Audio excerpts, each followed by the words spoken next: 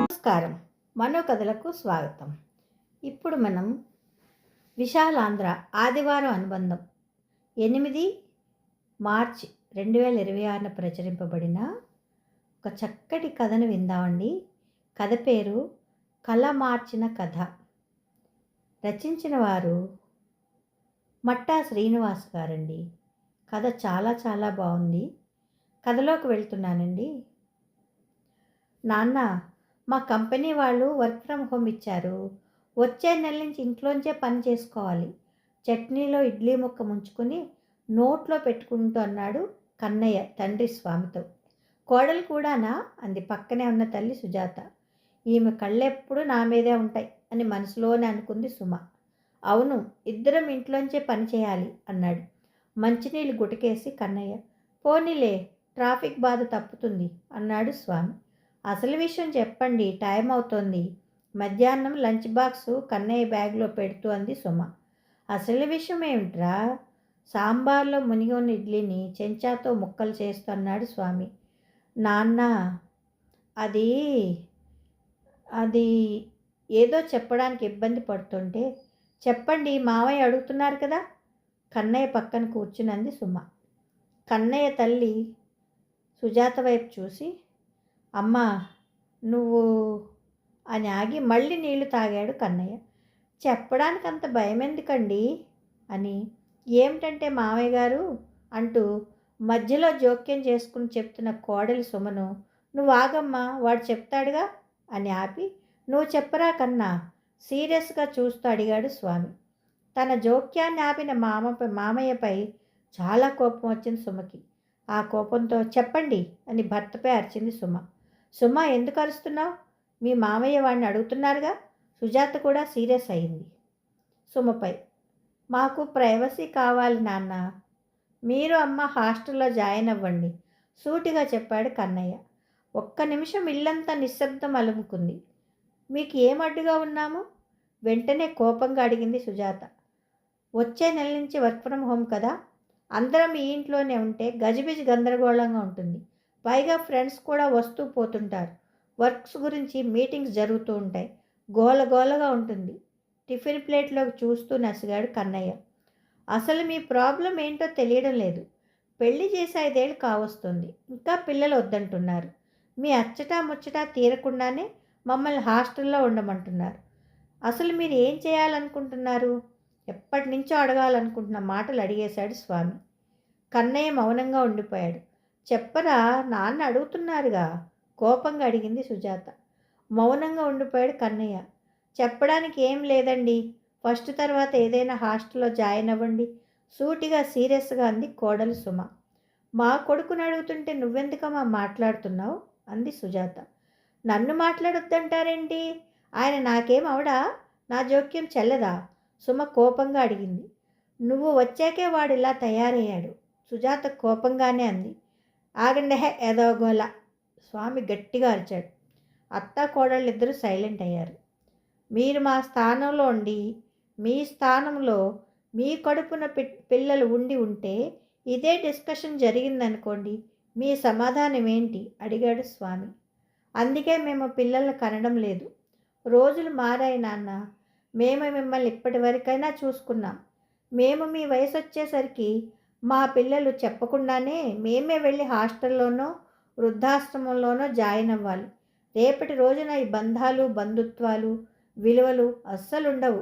మేము పిల్లల్ని కనీ పెంచి వాళ్లకు మంచి చదువులు చెప్పించి మంచి ఉద్యోగాలు వస్తే సంతోషంగా మిగిలిన జీవితాన్ని గడపాలనుకునే రోజులు భవిష్యత్తు ఉండవు.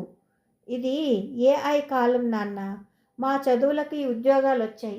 ఇప్పుడు మేము 15 గంటలు పనిచేసినా అభివృద్ధి చెందుతున్న టెక్నాలజీకి సరిపోవడం లేదు. ఇంకో 4 ఏళ్ళు పోతే 15 కాస్త 20 గంటలు అవుతుంది. ఇద్దరూ సంపాదించినా ఇప్పుడు మనకి సరిపోవడం లేదు. ముందు చూపు ఉండాలి, కానీ మరీ ఇంత ముందు చూపు ఉండకూడదు. పిల్లల్ని కనాలి, వారికి మంచి తిండి దుస్తులు చదువుతో పాటు విలువలు నేర్పిస్తే మీలా ప్రయోజకులై మిమ్మల్ని చక్కగా చూసుకుంటారు.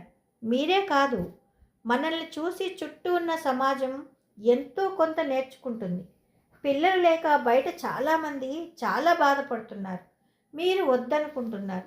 కనీ పెంచిన మమ్మల్ని దూరంగా వెళ్ళిపోండని అంటున్నారు. పెద్దగానే చెప్పాడు స్వామి. కాలం మీ జనరేషన్ నుంచే మారిపోయింది. నన్ను అతి కష్టంగా చదివిస్తే నా తెలివితేటలతో ఈ స్థాయికి వచ్చాను. పెళ్ళి పెళ్ళి అంటే నాలాగే ఉద్యోగం చేసే ఈమెను పెళ్లి చేసుకున్నాను. మేము సంపాదించే సంపాదన ఇప్పుడు మన నలుగురు తినటానికే సరిపోతోంది. సేవింగ్స్ ఏమీ లేవు. ఈ పరిస్థితుల్లో పిల్లల్ని కనాలి, వాళ్లకు నాణ్యమైన తిండి పెట్టాలి, మంచి చదువు చెప్పించాలంటే మాటలు కాదు. ఇప్పుడున్న పరిస్థితుల్లో మీరే మాకు పెద్ద భారంగా ఉన్నారు అని అన్నాడు.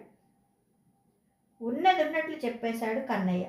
రే కన్నా, నాన్నతో అవేం మాటలురా, కన్న తండ్రితో ఇలాగేనా మాట్లాడేది అని కళ్ళు ఎరజేసింది కోపంగా సుజాత.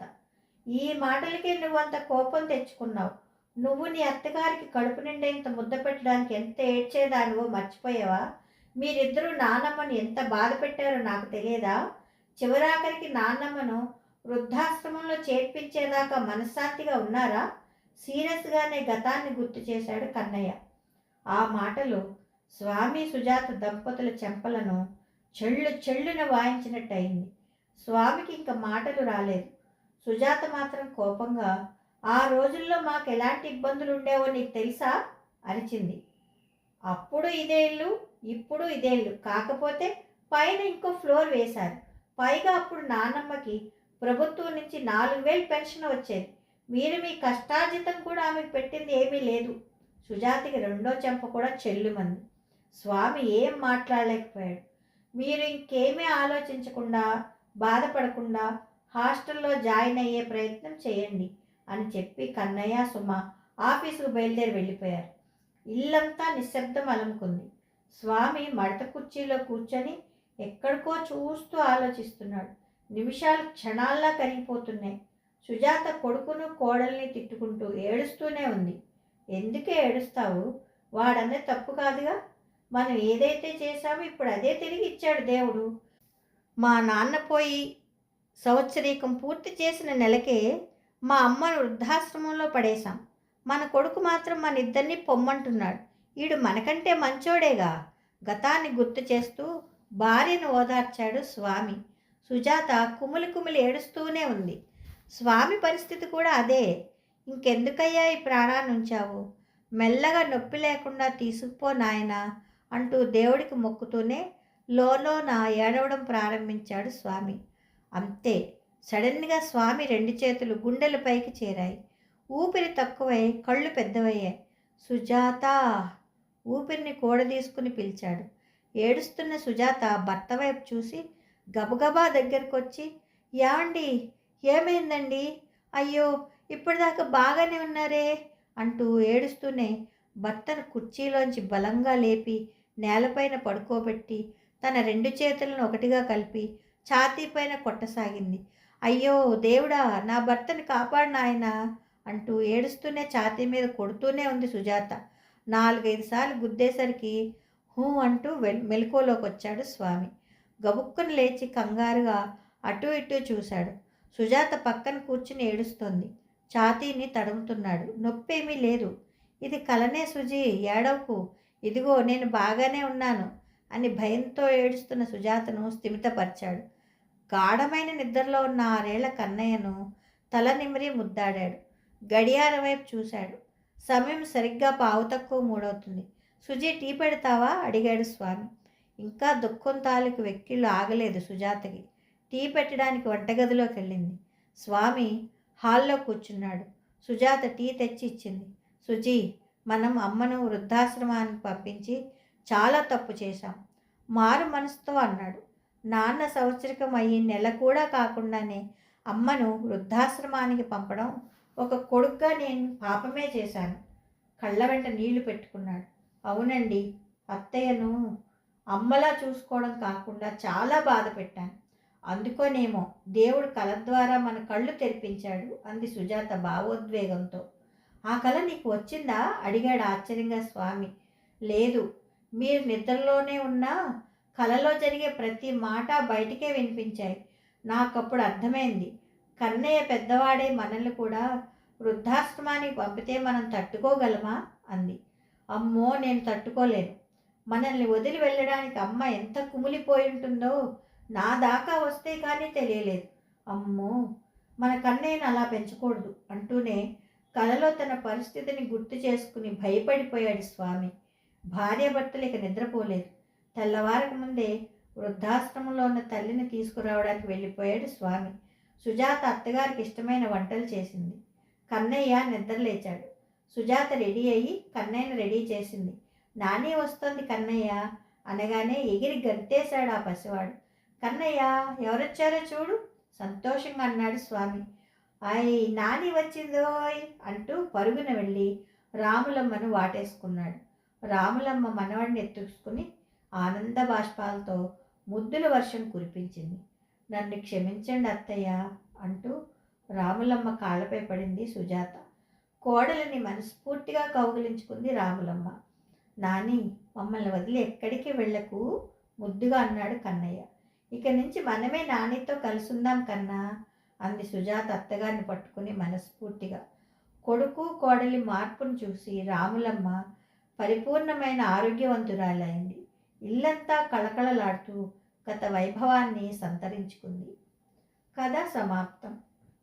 ఈ కథ మీకు నచ్చితే లైక్ చేయండి, షేర్ చేయండి, కామెంట్ చేయండి, సబ్స్క్రైబ్ చేసుకొని నన్ను ఎంకరేజ్ చేయండి.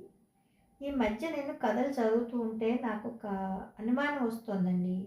అందరూ వృద్ధాశ్రమాల గురించి రాస్తున్నారు, కన్నపిల్లలే వాళ్ళని పంపించేస్తున్నారు అని రాస్తున్నారు.